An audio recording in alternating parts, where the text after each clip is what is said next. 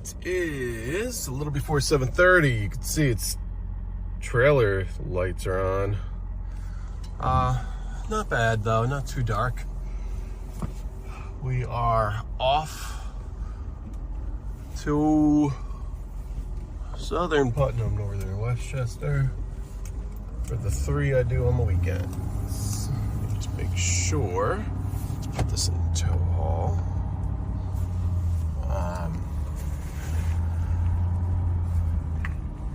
Got the key to the mower, got headphones, cool. So make sure. All right.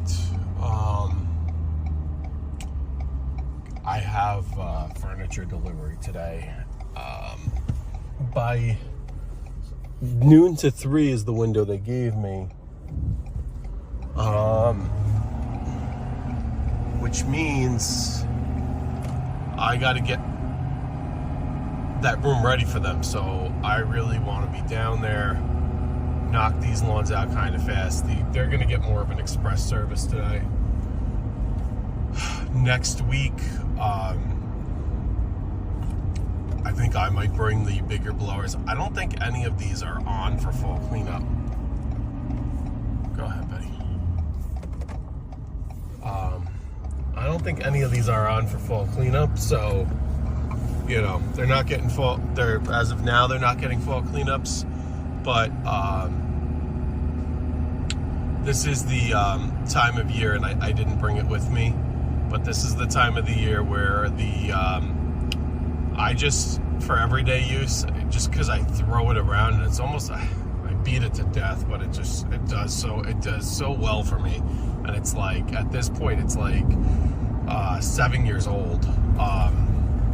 Maybe even 8 years, 7, 8 years, or whatever. I think 7 years old.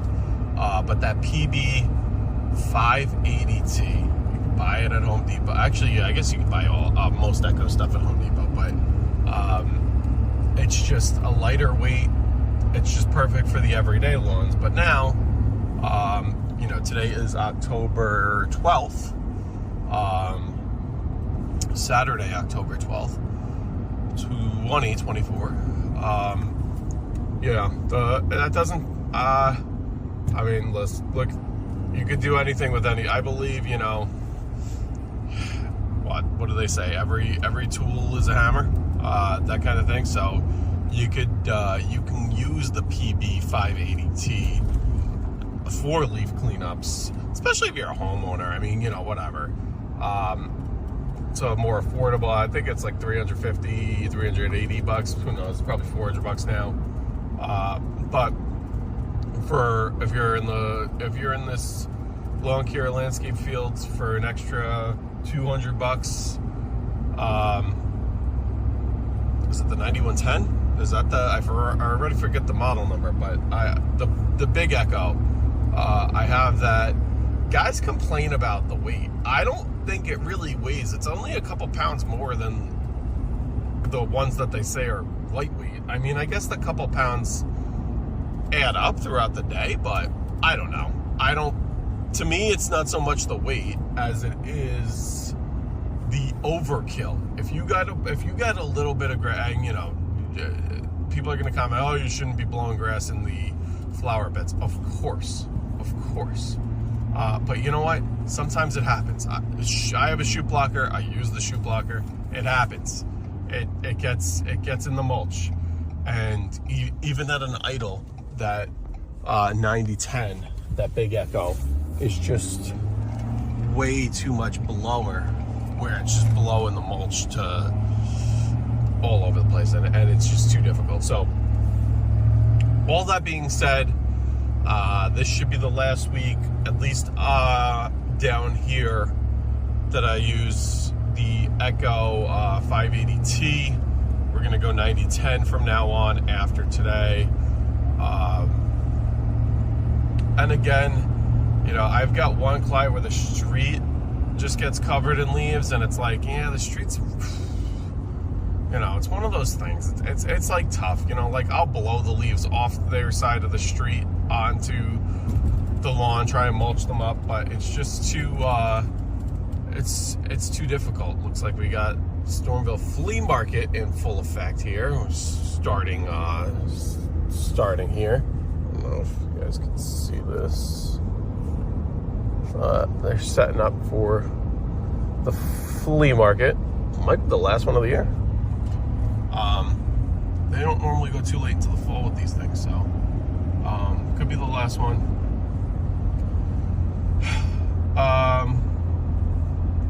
Yeah, and then I don't usually, because I don't do any cleanups down there, I'm not going to bring, there's no need for me to bring the walk-behind blower. It's just, honestly, it's kind of difficult to wrap down to the tree. It always wants to move. It always kind of wants to flip on you.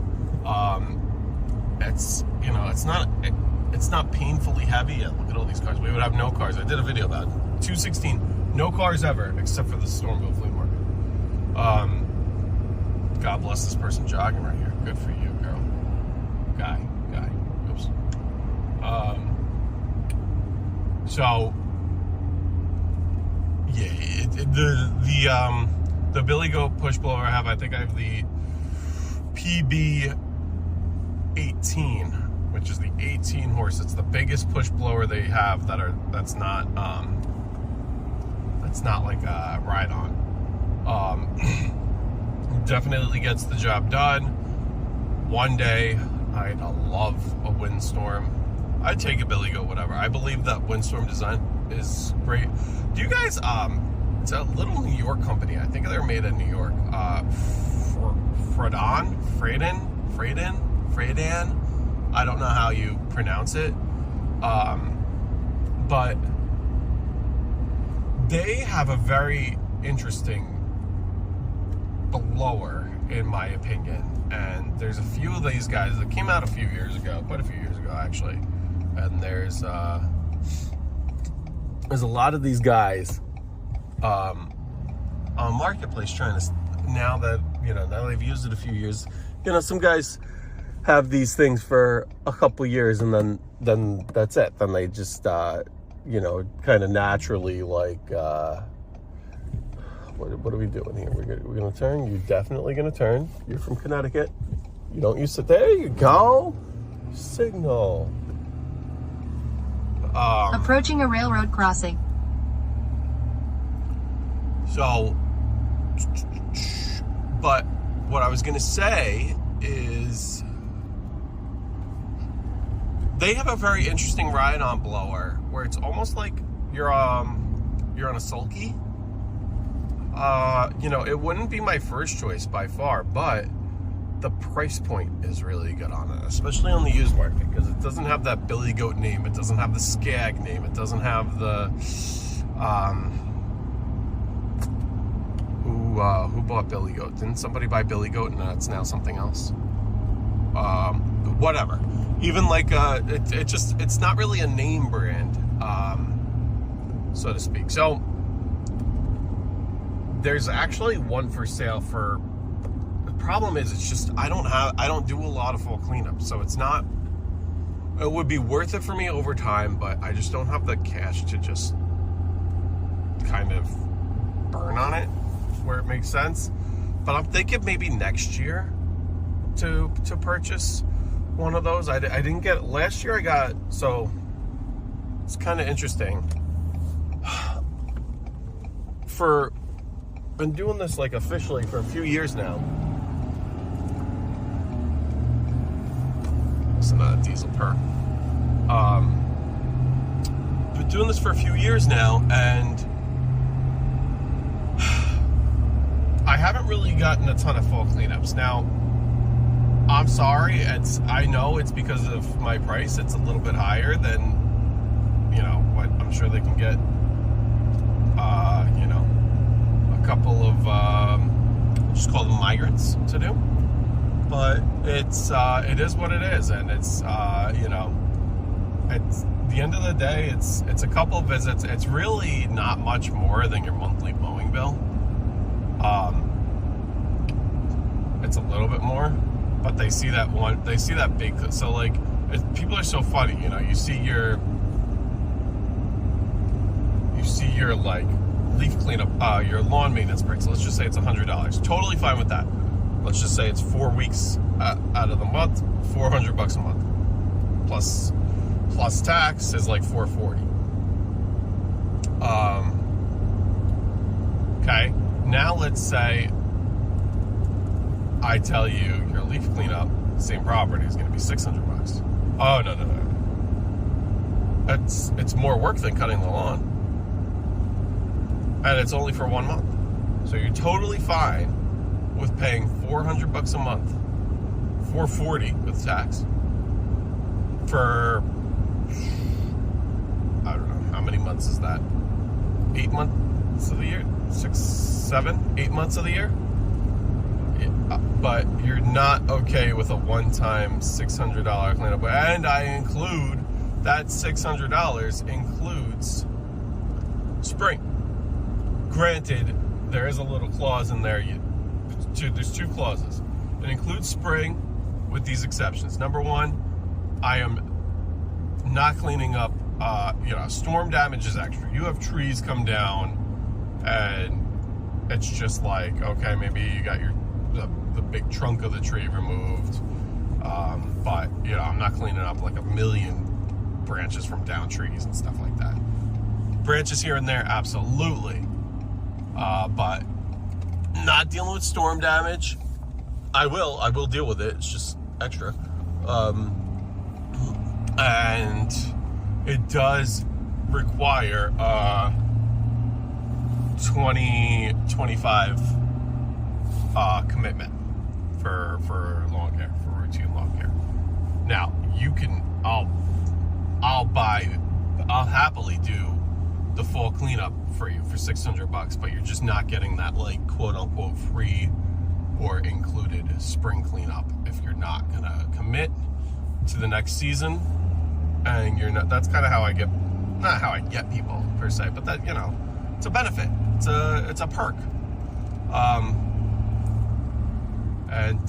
That's why my springs aren't as profitable. Well, they've been pretty good lately with all the other work, but the spring cleanup price is really, I just pad for fall, and it also helps me get through the winter if it's been like a crappy snowplow season. That's how I do it. And then it just kind of sucks because March, there's not a lot of income, because normally snow events are maybe like 1 or 2 in March. It kind of dwindles down. March is mostly salting events, and a lot of the people are included. But I'll at least get them out of the way. So whatever. It's just kind of my one bad month of the season. So that's how I do that. But last year I had an influx of fall cleanup requests, so it was a lot busier of a fall cleanup for me, which is good. And I actually thought after last season, I was like, all right, I'm kind of at the point where I can't be pushing around this heavy push blower anymore, and I'm gonna wear myself out physically, and it's just draining. Time for a ride-on blower. And even if it's not something that's like super I'm not holding the phone correctly, super high powered, obviously, the more power the better. I love this, love the I love the V-Ride. I love the Skag Windstorm idea. I love how that air nozzle rotates. I love that it's the 37 Vanguard. I love that a lot of the maintenance is just kind of in sync. It's the same platform as the V-Ride. Love it. And it's pretty compact. But like I said, I think that Freedon or whatever, I think that, is it called Hurricane blower? I don't know what it's called, but I think that might be in my cards just because of the price point. So we'll see. We'll see for sure. But anyway, long story short, you never know what you're gonna get. Last year was a lot of fall cleanups. this year, as of now, doesn't seem like a lot, but everybody around here is last minute with everything. So, you know, if you're in the New York area, I mean, maybe your clients are better, but at least here, everybody's so last minute with everything. Oh yeah, I want, because they don't like think of things until, oh, leaves are starting to fall. Let's tell them, yes, we do want a leaf cleanup, even though I sent that out, you know, a month ago.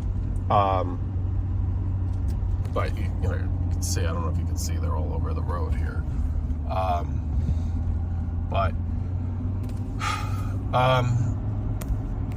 Yeah, so that's that. But I would love to get a ride-on blower at some point. But unfortunately, it's just like I want a ride-on blower. I want an extra mower. And I'm trying to think. I'm like, I'm gonna need like a shed to store all this stuff, or I'm gonna need to. I don't know. I'm gonna need to, not for this year, but for next year, I'm seriously considering doing things differently with the trailers. I think I messed up, and I didn't mess up because I had 2 mowers, which was perfect for like a 16-foot. 14-foot would have worked okay, but I needed the extra couple feet for the deer to the tractor to go on that cam trailer. But it's right now I'm just down to 1 mower, so while I can, I'm just using the single axle because it's a lot better. It's a lot easier to get in and out of these tight spaces, especially going down here, cul-de-sacs, long driveways like yesterday where I had to turn around in the guy's driveway, you know. But the downside is, you know, you have to constantly take the equipment off. So, you know, I would love an enclosed where I could just basically use it as my floating shed, my mobile office, my mobile, you know, garage, so to speak. So, I don't know. That's hard because I only have a 1-car garage, and I really want to keep. I technically have a 1.5-car garage, but I really want to keep the 1025R inside. I know they're meant to be stored outside. It's totally fine, but you know, it's nice. So I want to keep that inside. So that plus, you know, mowers, it's just crazy storing all that stuff. So anyway, I don't want to be rambling on too much. Everybody have a great rest of your weekend. Enjoy the fall colors. Enjoy all the fall events with your families. Hopefully it is nice where you are. Today we're just getting Saturday in. It's a long holiday weekend. Columbus Day. Yes, it's Columbus Day, not Indigenous Peoples Day on Monday. But it looks like we're rained out Sunday. We're rained out pretty much all of Monday. We might get like 1 or 2 in at the very end of Monday. But that's it. Everybody have a good rest of your day. Peace.